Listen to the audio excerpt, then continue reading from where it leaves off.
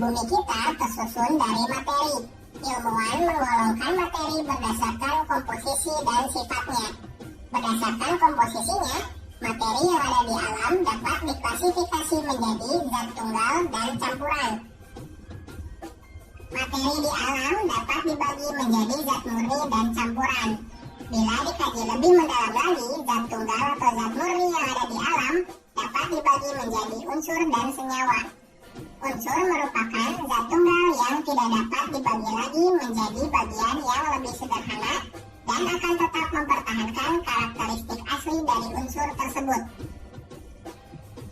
Banyak sekali unsur yang ada di alam yang dapat kamu jumpai dalam kehidupan sehari-hari. Misalnya, besi, timah, seng, tembaga, dan nikel.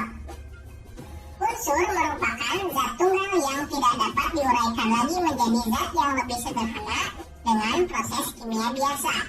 Bagian terkecil dari unsur adalah atom.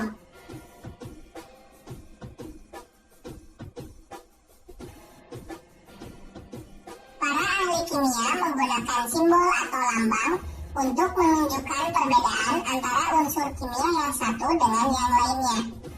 Ahli kimia sudah menemukan unsur sejak abad ke-9, dan unsur secara bertahap terus berkembang sampai abad ke-20. Unsur di alam dapat dibagi menjadi dua jenis, yaitu unsur logam dan non-logam. Contoh unsur logam adalah besi, emas, dan seng. Contoh unsur non-logam adalah karbon, nitrogen, dan oksigen. Selain itu, masih ada juga unsur yang bersifat semi-logam. Berikut ini disajikan beberapa contoh unsur logam yang dikenal dalam kehidupan sehari-hari beserta lambang unsurnya.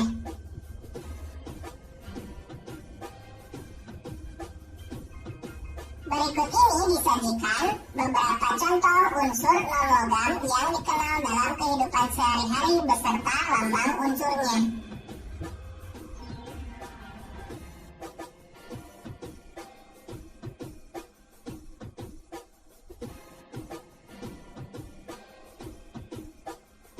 Unsur diberi nama dengan menggunakan bahasa Latin berdasarkan penemu pertamanya atau tempat ditemukannya unsur tersebut.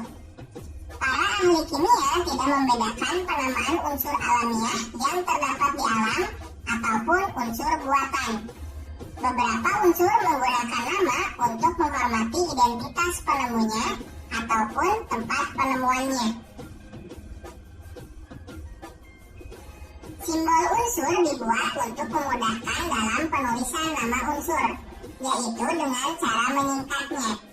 Simbol unsur yang saat ini digunakan secara internasional adalah simbol unsur yang diusulkan oleh Jöns Jakob Berzelius.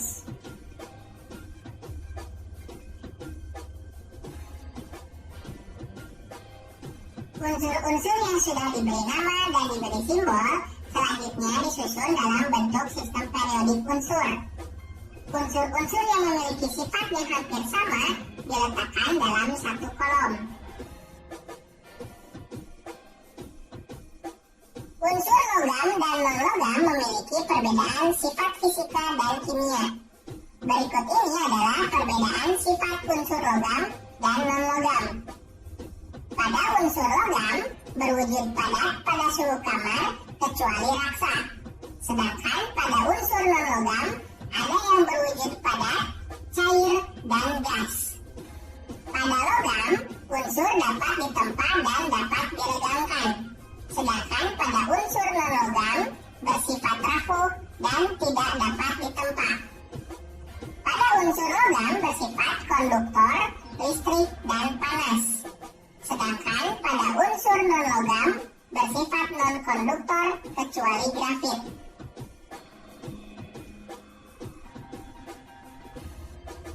Unsur logam maupun non-logam memiliki banyak kegunaan dalam kehidupan sehari-hari. Contohnya besi dan tembaga. Banyak digunakan untuk alat-alat perkakas, alat-alat rumah tangga, dan bahan untuk rangka kendaraan. Unsur iodium banyak digunakan sebagai antiseptik. Beberapa kegunaan unsur dapat dilihat pada tabel berikut.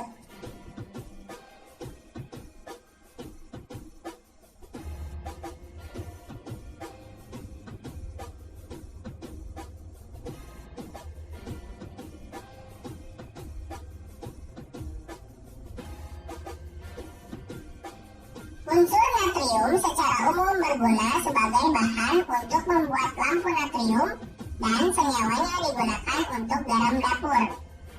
Unsur strontium dalam bentuk senyawa digunakan untuk membuat warna merah kembang api dan bahan untuk pembuatan cat kering. Dalam kehidupan sehari-hari kita sering menggunakan air, gula, garam, asam cuka, dan beberapa bahan lainnya. Bahan-bahan tersebut merupakan senyawa. Bagian terkecil dari sebuah unsur adalah atom. Dua atau lebih atom dapat bergabung melalui reaksi kimia dan membentuk molekul. Molekul merupakan bagian terkecil dari suatu senyawa. Dengan demikian, senyawa terdiri atas dua buah unsur atau lebih. Suatu senyawa masih dapat diuraikan menjadi unsur-unsurnya.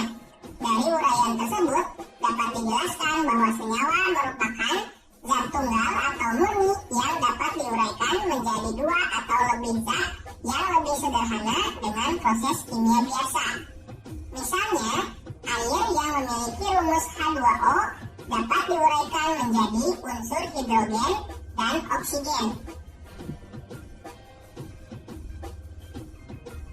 Senyawa terbentuk melalui proses pencampuran unsur secara kimia. Sifat suatu senyawa akan berbeda dengan sifat unsur-unsur penyusunnya. Misalnya, sifat air sebagai senyawa akan berbeda dengan sifat gas hidrogen dan oksigen sebagai unsur penyusunnya. Pada suhu kamar, air berwujud cair, sedangkan hidrogen dan oksigen keduanya berwujud gas. Air dapat digunakan untuk memadamkan api, sedangkan gas hidrogen merupakan zat yang mudah terbakar dan gas oksigen merupakan zat yang diperlukan dalam pembakaran.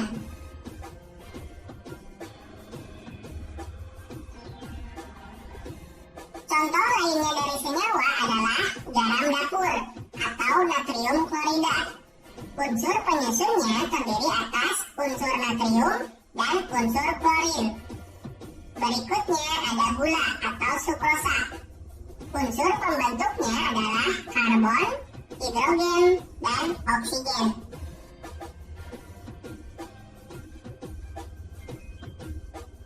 Contoh beberapa campuran yang sering kita jumpai dalam kehidupan sehari-hari adalah susu coklat, air sungai, udara, batuan, garam beriodium, dan paduan logam. Kita mungkin sering menggunakan berbagai jenis campuran, misalnya ketika memasak, membuat teh manis, atau kopi. Campuran adalah suatu materi yang terdiri atas dua zat atau lebih yang masih mempunyai sifat zat asalnya. Campuran dibedakan menjadi dua, yaitu campuran homogen dan campuran heterogen. Campuran homogen banyak kita jumpai dalam kehidupan sehari-hari. Larutan gula, larutan garam, dan sirup merupakan contoh campuran homogen. Dalam larutan gula, kita tidak dapat membedakan zat-zat penyusunnya. Jadi, campuran homogen adalah campuran yang tidak dapat dibedakan zat-zat yang tercampur di dalamnya. Larutan tersusun atas pelarut atau solvent dan zat terlarut atau solut. Pelarut yang banyak digunakan adalah air. Senyawa lain yang dapat digunakan sebagai pelarut adalah senyawa organik yang dikenal juga sebagai pelarut organik. Contohnya, kloroform dan alkohol. Dalam larutan, ukuran partikel zat terlarut sangat kecil dengan diameter kurang dari 1 nanometer. Sehingga partikel zat terlarut tidak dapat dilihat walaupun menggunakan mikroskop ultra. Oleh karena itu, larutan terlihat homogen atau serba sama. Artinya, zat yang terlarut dan pelarut dalam larutan tersebut tidak dapat dibedakan. Berbeda dengan larutan gula pada campuran pasir dan air, kita dapat dengan mudah membedakan antara pasir dan air. Campuran pasir dan air merupakan salah satu contoh dari campuran heterogen. Campuran heterogen terjadi karena zat yang tidak dapat bercampur satu dengan yang lain secara sempurna sehingga dapat dikenali zat penyusunnya. Dengan demikian, pada campuran heterogen, seluruh bagiannya tidak memiliki komposisi yang sama atau tidak serba sama. Berikut ini adalah perbedaan sifat unsur, senyawa, dan campuran. Pada unsur merupakan zat tunggal, tidak dapat diuraikan, dan terdiri atas satu jenis atom. Pada senyawa merupakan zat tunggal, dapat diuraikan, tersusun atas dua jenis atom atau lebih, dan perbandingan massa zat penyusunnya tetap. Pada campuran, dapat diuraikan, tersusun atas dua jenis atom atau lebih, atau tersusun atas dua molekul atau lebih, dan perbandingan massa zat penyusunnya tidak tetap.